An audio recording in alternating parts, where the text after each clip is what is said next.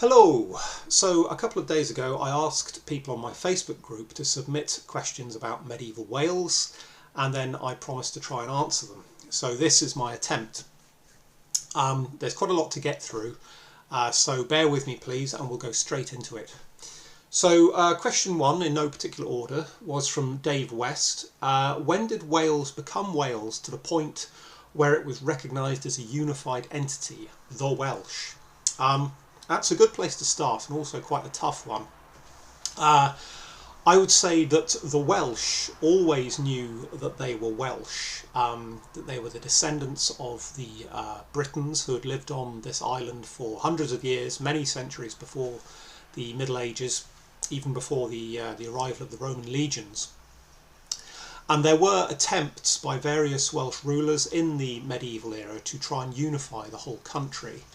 But none of these, for one reason or another, lasted more than a single generation. So, for instance, Gruffydd ap Llywelyn in the 11th century managed to unite Wales for about 7 years.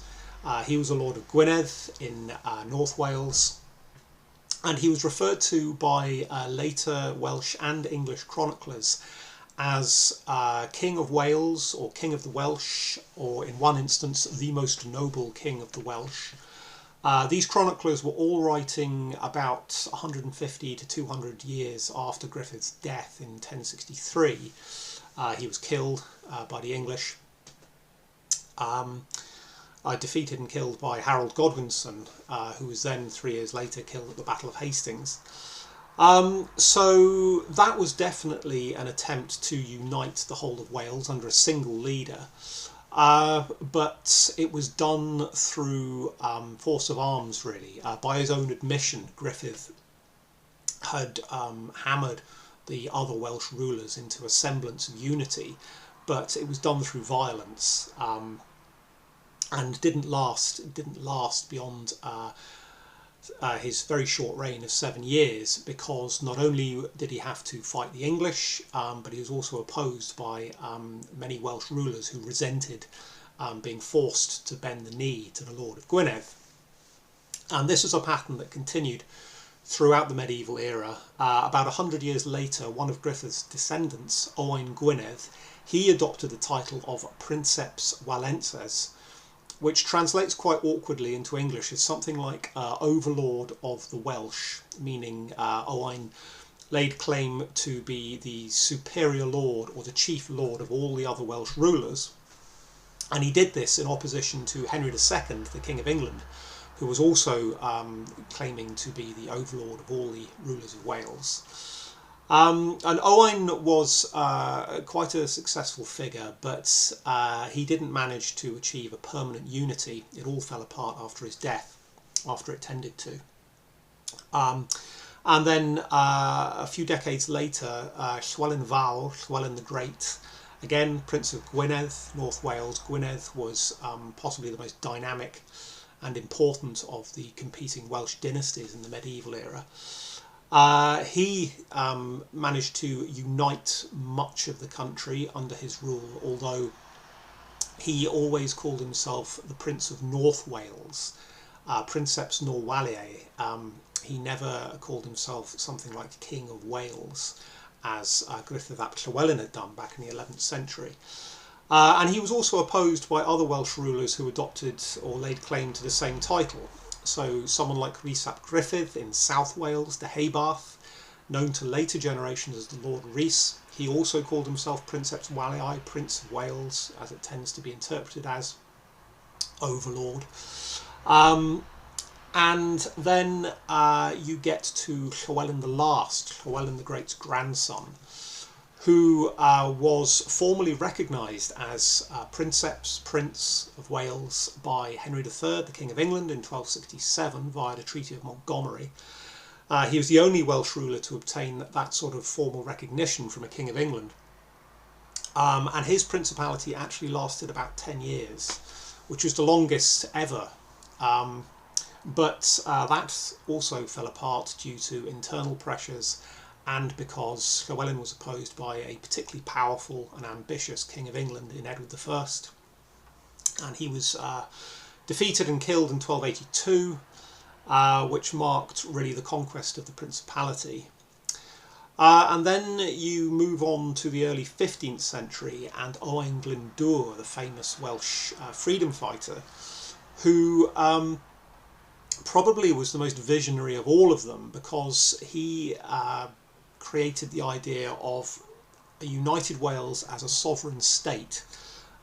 This is evident in his treaty with the enemies of Henry IV in England, known as the Tripartite Indenture, whereby the border of Wales, if this had ever come into being, would have pushed quite a long way into the English borderlands, and Owain would have been the prince or ruler of a united sovereign state, governed by a parliament, and it would have been a proper united state, which is quite different to what earlier Welsh rulers had tried to achieve via either force of arms or by paying homage to various kings of England. Owain didn't want to do that. He wanted to break with the past and be a fully independent sovereign ruler of Wales, instead of some kind of awkward vassal, which had never worked in the past. So I think maybe, I mean, you can argue this point back and forth, people will disagree, but I think maybe if you look at what Owain Glyndŵr tried to achieve, that is definitely the point where many of the Welsh, Glyndŵr and his followers, had this vision of Wales as a proper united sovereign state.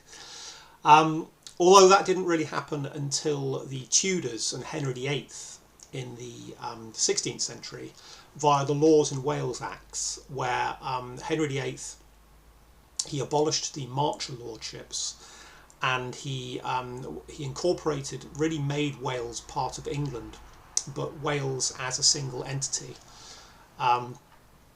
So Wales was by that point regarded as a country.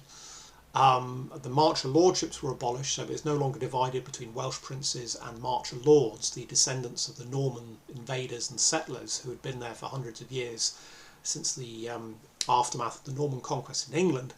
But it obviously wasn't a sovereign independent state. It was made part of the nation state of England by the Tudors, who were ironically Welsh in origin. So that's my potted answer there to that one. Moving on quickly, again from Dave West. When was the first incident between the Welsh and the English? Who did what to whom? Who started it? Why? What was the extent of the interchange?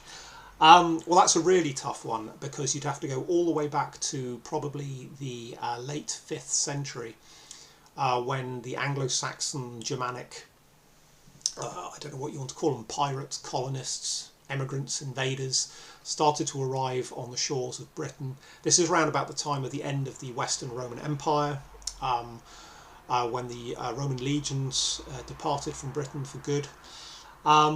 The evidence for this time is pretty spotty, it's quite fragmentary. The chronicles were all written up much later, and they're not reliable, especially for this period.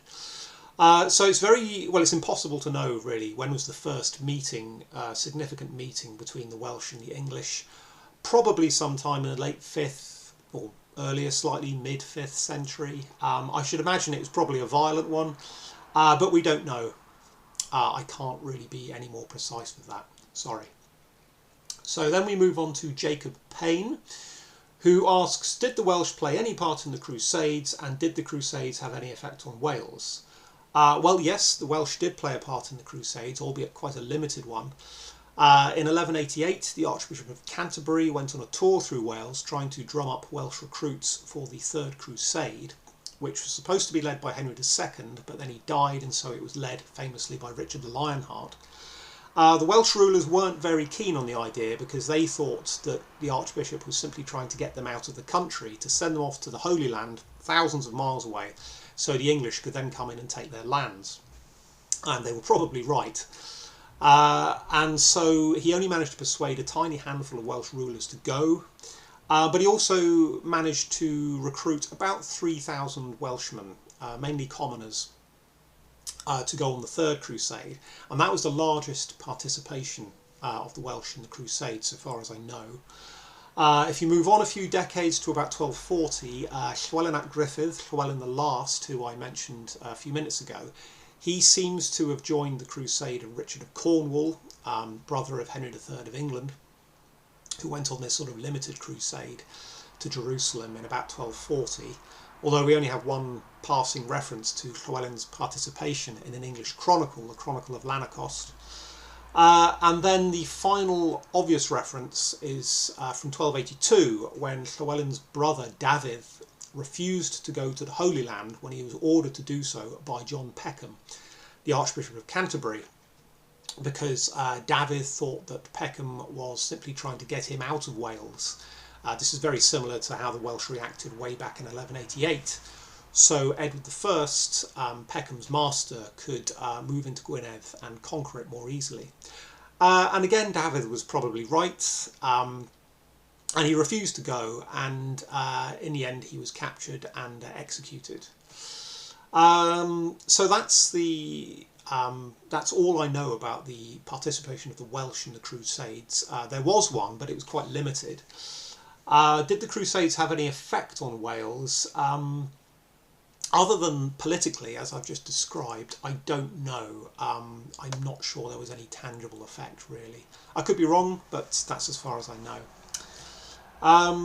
So now we move on to a question from Panagiotis Bosmis. I hope I've pronounced your name correctly. Apologies if I haven't. Who asks, which were the main enemies that the Welsh lords had to fight against between the 9th and the 11th century AD? Furthermore, was there any contact, military or otherwise, with the Byzantine Empire? That's another great question. I would say that the main enemies that the Welsh had to fight against in that period would have been other Welsh rulers, because throughout the medieval era the Welsh rulers, kings and princes of Wales were always fighting each other. It's a very aggressive, militarised, martial society. They were also threatened by the Vikings at this point, particularly in North Wales, where Rhodri Mawr, the king of Gwynedd, and his sons had to fight off Viking invasions. And then they fought against the Anglo-Saxons of Wessex and Mercia, the Anglo-Saxon kingdoms in the east prior to the Norman conquest. So basically they were fighting each other, the Vikings and the Anglo-Saxons. Was there any contact with the Byzantine Empire? Well, possibly, maybe. For instance, the Varangian Guard, who were the personal bodyguards of the Byzantine emperors, from the late 11th century onwards, had a lot of recruits from England who left England after the Norman conquest. But sometimes Byzantine sources describe the Varangians as Celts or Britons as well as English. So that could imply that some of them were Welsh, although we should be careful because the Byzantines didn't really distinguish between Western peoples very much. As far as they were concerned, we were all hairy, axe-wielding barbarians, and they weren't too fussy about sort of distinguishing between separate races. There was an interesting similarity between Welsh and Byzantine society in that they both had a similar custom up to about 1200, in Wales anyway, of mutilating failed rulers. A ruler who was defeated and deposed would often be blinded and castrated, and then if he survived would be sent off to a monastery. And both the Welsh and the Byzantines had a very similar theory that a man had to be physically intact to be fit to rule. Now that could be just a coincidence, or it could imply that there was some kind of contact between the two cultures, even though they were thousands of miles apart. But I can't say any more than that, it's just a remote possibility. Okay, so moving on to John Haviland, who was asked, I would love to hear more about what happened to Eleanor de Montfort after she married Llywelyn, Llywelyn ap Gruffydd again. It seems like outside a few letters to Edward on behalf of her husband, and dying in childbirth in 1282, she goes unaccounted for in historical sources. Well, that's a really good question. Basically, we don't have very much for Eleanor up until her premature death in 1282, beyond those letters that you mention.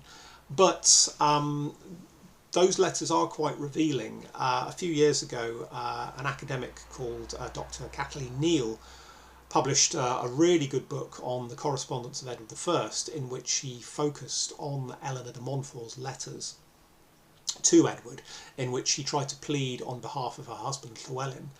And they reveal that Eleanor and her advisors were quite canny politicians, and they did everything they possibly could to try and persuade Edward to look favourably upon Llywelyn. Not very successfully, obviously, because Edward was not an easy man to persuade, but the letters are quite sophisticated. So I would say, while we don't have very much for Eleanor, sadly, outside of her surviving correspondence, those letters are worth a closer look, and they are quite revealing of her capacity as a politician. Then we have a question again on Edward I from Simon Beryl. Edward I's castle building in North Wales was a huge and unprecedented military effort. To what extent would you say it was overkill, bearing in mind the points I make about Edward not actually fighting against a Welsh nation, and the extent of his support among the Welsh before, during and after his final war against Llywelyn the Last? Again, great question. These were some really intelligent questions, so thank you. I would say that regardless of the circumstances of Edward's wars against Llywelyn in 1277 and 1282, Edward had enough knowledge and experience of Wales to know it was very difficult to impose a permanent conquest upon the country. He would have been aware that all of his predecessors had failed to do that. His father, Henry III, had attempted to conquer North Wales, but that had fallen to pieces within a few years. Edward himself, before he became king, had to fight a very difficult war in Wales, in which he lost, basically. And he wasn't able to get any real control of the situation until he became king. And there was a very severe test in 1294, about 12 years or so after the initial conquest of 1282, in which there was a big revolt in Wales that quickly spread to engulf most of the country. And really the only reason Edward was able to contain the revolt was due to his castles, his new castles, particularly Conwy, Harlech and Llanbadarn, Aberystwyth in West Wales. These all managed to hold out against the Welsh, which enabled Edward to bring in reinforcements and crush the revolt and basically reconquer Wales all over again. Ironically, his big project, his big imperial castle of Carnarvon up on the coast of Gwynedd, didn't hold out. It was only half built at this stage, and the Welsh managed to burn it. But the others did. And as I said, they enabled Edward to basically reconquer Wales. So I think you'd have to say that from his perspective, despite the labour and the costs of building these massive castles, they were effective in the long run. Okay, so now I have a question from Ian White. Was Roland de Velville the bastard son of Henry VII? Okay, so we're on to Henry VII, the 15th century. Roland de Velville was a knight of Brittany who was thought was an illegitimate son of Henry VII, because Henry lived in exile in Brittany throughout the 1470s as a young man before he came back to England and defeated and killed Richard III at Bosworth in 1485 and became the first Tudor king. Henry's biographer, S.B. Crimes, who was writing in the 1970s, he dismissed this as a 19th century forgery or a mistake and said that Roland was definitely not Henry's illegitimate son. However, more recent historians have pointed out that a lot of Welsh poetry at the time and shortly after Roland's death in 1535 described him as being of a kingly lineage, of having the blood of kings in his veins, and also of being descended of earls. And that's interesting because before he became king, Henry VII was the Earl of Richmond, or basically had a claim to be the Earl of Richmond. So that could imply that there is some truth to the tale. The problem is that Henry never formally acknowledged Roland as his son, even though Roland came to the Tudor court in about the mid-1490s, and he was quite close to Henry VII and his successor Henry VIII. They looked upon him quite favourably, kept him on as a household knight, and he was eventually made Constable of Beaumaris Castle upon Anglesey in North Wales. Although he was never really granted any lands as such, he was pretty wealthy and did pretty well. And that could imply, you know, a close relationship of some sort. But Henry never actually acknowledged him, and if he was really his son, you'd have to wonder why, because nobody really cared in this era. For instance, Edward IV, the Yorkist king, had several illegitimate children, notably Arthur Plantagenet, who was made Viscount Lisle. And nobody really batted an eyelid. Edward freely acknowledged that they were his children by different women, and it wasn't a scandal. Everyone was pretty sort of free and easy about it. So if Roland was Henry's son, you would have to wonder why Henry didn't just say so and admit it. But it is a possibility, but it's not been resolved one way or another. Okay, so I now have a question from Julie MacLeod. The Tudors. Do I think Edmund Tudor was Edmund Beaufort's son, not Owen Tudor's? Yeah, this is a theory that I think first rose, about a decade ago, maybe more recently, and I think it was the late Dr. John Ashdown Hill who first proposed it.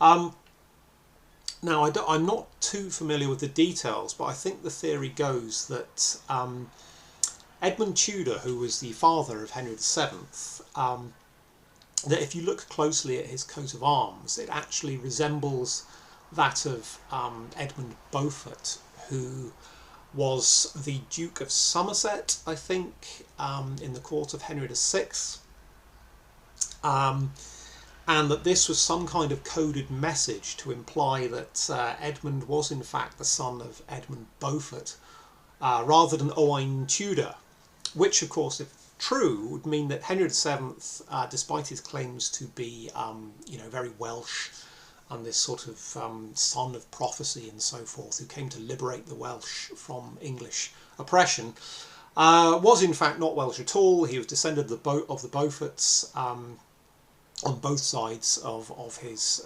family tree, and therefore very much English. Now, I must admit, I haven't looked closely into this theory, so I could be completely wrong on how I've just described it. If so, feel free to enlighten me.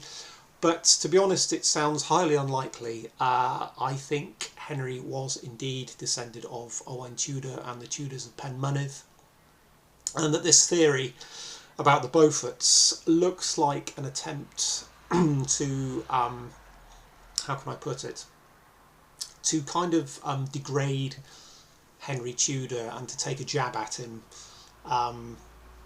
because a lot of people who might be described as supporters of Richard III, Ricardians, don't like him because he killed Richard, who is basically their hero, and they're willing to believe in, pretty much anything that makes Henry look bad. I've probably been very unfair there, but offhand I would say I don't believe that Henry was the grandson of Edmund Beaufort. I think he was a Tudor, very much so. Okay, so Greg Day has asked, was Fulk Fitzwarren a grasping baron or a heroic outlaw? I would be very interested to hear your thoughts on him compared to the contemporary nobles such as William Marshall. Fulk Fitzwarren was the subject of a famous romance written in the 13th century. He was a baron of Shropshire, lord of Whittingdon Castle, and then not long after his death in 1256, I think, this romance was composed in his honour, which makes him sound like a very similar figure to Robin Hood. Him and his men are outlawed by King John. They go into the woods and then they perform all sorts of heroic deeds and make John and his followers look very silly before being finally pardoned, which very roughly corresponds to the historical career of the real Fulk Fitzwarren, who was indeed an outlaw for several years and was eventually pardoned by King John. But if you look closely at the circumstances of his career, he was a pretty rough character, as you might expect. I mean, he was actually outlawed because he murdered one of his neighbours, a Welsh lord, whose name I'm probably going to get wrong now. I think his name was Meirig FitzRoger of Powys, but I would have to check that. But basically that's why he was outlawed. And then he was pretty violent, as most of these, these barons, certainly along the March. The Welsh March was a very violent, war-torn area, and the Marcher lords were basically gangsters, and Fulk was no different, really. So I would say he was probably more of a grasping baron than a heroic outlaw, although there might have been many people who viewed him in a heroic light because he was opposed to King John, and John was very unpopular. So a bit of both, but more of the grasping baron, I think. As for comparing him to William Marshall, well, they're very different figures, really. Marshall has a very high reputation, generally considered one of the greatest knights of the Middle Ages.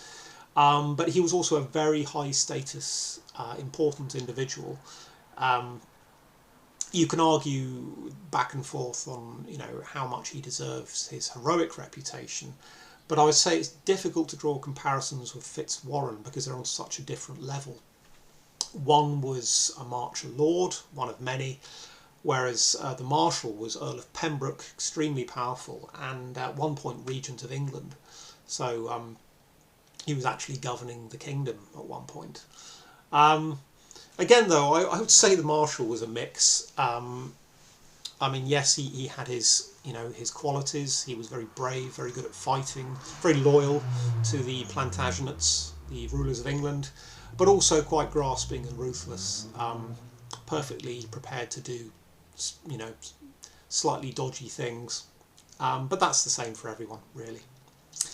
Okay, a question from Steve Stanley. I know this is earlier than the time period suggested, but if the Germanic settlers and invaders managed to take over the rest of England, what stopped them at what would become the Welsh border?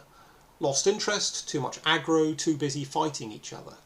Well, to an extent, I think you sort of answered your own question there. I think it was probably a mix of all of that.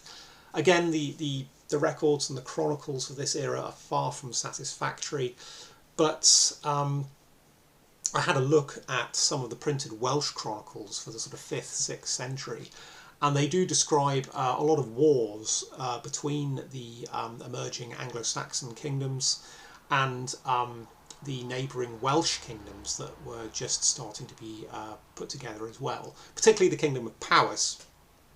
And there were lots of invasions. At one point, the Saxons do seem to have imposed a temporary conquest of Powys, although they were driven out eventually. And inasmuch as I can sort of, describe what really happened because the records are so incomplete, I would say it was probably a mix of the Saxons not really being organised enough to conquer the Welsh kingdoms. Wales, as the later Norman and Plantagenet kings found out, was very difficult to conquer in geographic terms. It's very mountainous, very boggy. And the Welsh themselves were quite formidable, certainly within their own kingdoms. They were quite difficult to take on and defeat, certainly in any lasting sense. So yeah, probably a mix of too much trouble. Everyone was too busy fighting everyone else to mount any sort of organised conquest on the scale of, Edward I would be the most obvious comparison in the 13th century. So yeah, a mix of all those things. And then Francis Figueroa Lozano has asked, is it true that Llywelyn the Last, unlike his grandfather Llywelyn Fawr, refused to pay homage to Edward I, who came to power in 1272? Did this so enrage the king that it led to a declaration of war and the loss of Welsh independence, or was it merely by commercial expansion reasons? Well, roughly, yes. It is. Yeah, Llywelyn did refuse to pay homage, but he did so on several occasions. Edward's father, Henry III, died in 1272 while Edward was still out of the country on crusade. He didn't return until late in 1274, and Llywelyn, we should be precise about this, the timing, Llywelyn was first summoned to do homage in 1273, so that's between the death of Henry III and the return of Edward I. Now, Llywelyn paid homage, or owed homage, to the English crown via the Treaty of Montgomery, which I mentioned earlier, in 1267, whereby he gained formal recognition of his status as Prince or Overlord of Wales. The payoff in exchange was that he had to swear homage and fealty to the kings of England. Now, he had his reasons for refusing to pay homage in 1273. He claimed that the martial lords were attacking him, and that he wasn't obliged to pay homage until those issues had been resolved. And then when Edward did return to the country in 1274, another summons was sent out, which Llywelyn also refused, and then another and another, until eventually war broke out in 1276. So there was really this 4 or 5 year period where Llywelyn was repeatedly summoned to come and do homage. So there was no sort of quick slide or escalation to war. It was a slow process. Yes, I mean, Edward was eventually very angry about it, but he didn't just rush to war. He issued, I think, 6 summons in total, and Llywelyn refused them all. Which turned out to be a very bad idea, because he lost the subsequent war in 1277. And was then forced to submit to a very humiliating peace treaty, in which he was left with nothing except his title, really. And then 5 years later, another war broke out and he was killed. So that was that.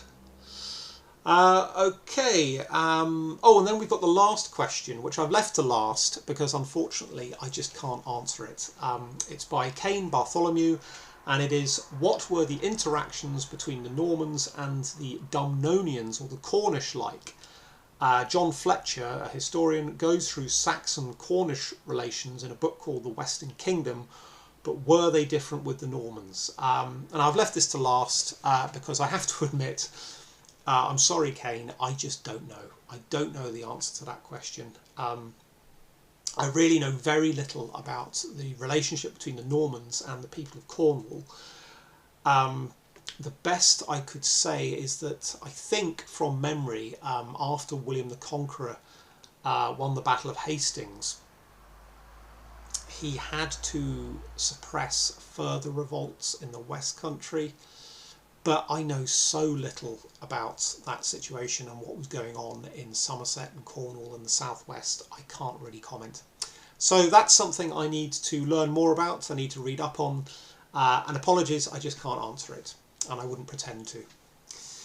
So there we go, that's just over half an hour. I hope that was interesting. I've done my best to answer your questions. Feel free to comment and discuss my responses, and I'll see you again, hopefully. Thank you.